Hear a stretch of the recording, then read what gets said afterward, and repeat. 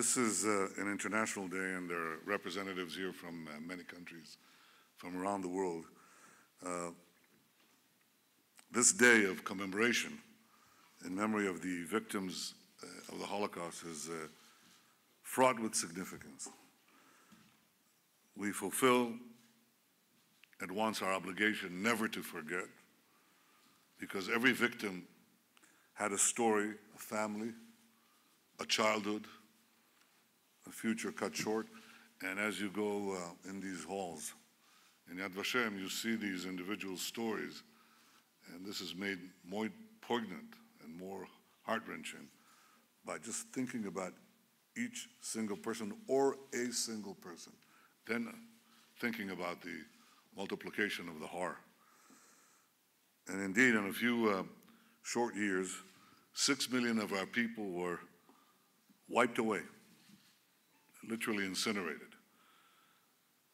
And the forces of evil had built an industry of mass murder. So as we remember the victims and this crime, we must never forget the roots of our greatest disaster, the insatiable hatred for the Jewish people. This hatred culminated in murder, but it began with intolerance. Well, the Holocaust, thank God, is behind us. But the hatred and intolerance that drove it is not. And anti-Semitism, which is the world's oldest hatred, is experiencing a revival in the enlightened West. You can see this in European capitals. It's just unbelievable. The rise of anti-Semitism, the resurgence of anti-Semitism, that is happening. And few would have imagined that this would be possible a few years ago. It's true that governments have shown responsibility, and on the whole have taken this up in Eastern Europe and in Western Europe alike. But it is also true that this hatred is bubbling, coming out of these cracks, coming out in the open again. Yet, as disturbing as this is, the greatest danger that we face of the hatred for the Jewish people and the Jewish state comes from the East. It comes from Iran. It comes from the Ayatollah regime that is fanning these flames and calling outright for the destruction of the Jewish state.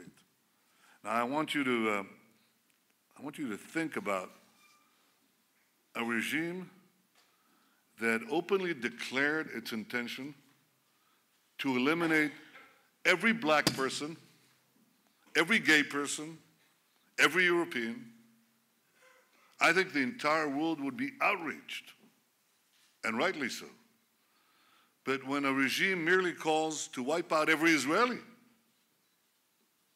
which is what they say, day in, day out, their most prominent leaders, they say it. What do we encounter? A deafening silence. Now that may change. I hope it will change. I believe it will change, because I spoke a few days ago to President Trump, and he spoke about the Iranian aggression. He spoke about Iran's commitment to destroy Israel. He spoke about the nature of this nuclear agreement and the danger it poses. We spoke about it together. I'm talking now not only in political terms. I'm talking about every person in the world. Any person of conscience should speak out against the resurgence of the same attitude that decades ago openly said we're out to destroy the Jewish people, and today the same attitude that says we're out to destroy the Jewish people of Israel, we're out to destroy the Jewish state, it must encounter forceful, consistent, powerful resistance in words and also in deeds. As Prime Minister of Israel, of course, I will not be silent. I haven't been silent. And we don't intend to be inactive either.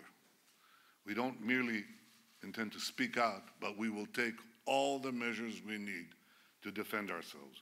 And we will take all the measures necessary to prevent Iran from getting the means of mass murder to carry out their horrible plans. We cannot and will not be silent in the face of Iran's stated aim of destroying Israel. But we also know that the issue is not merely the Jewish state or the Jewish people, because we've seen that this hatred, when it goes unchecked, spreads around the world. And in fact, in many ways, that is what is happening. So it's up to the forces of civilization, the forces of conscience, the forces of responsibility to join together to stop this process. The regime that spawned the Holocaust ended up in the dustbin of history. That's a lesson for Iran. It's a lesson to every enemy of the Jewish people and the Jewish state. We will never forget the victims. We will never allow another Holocaust to take place. I take accompany a lot of foreign leaders who come to this place, to Yad Vashem.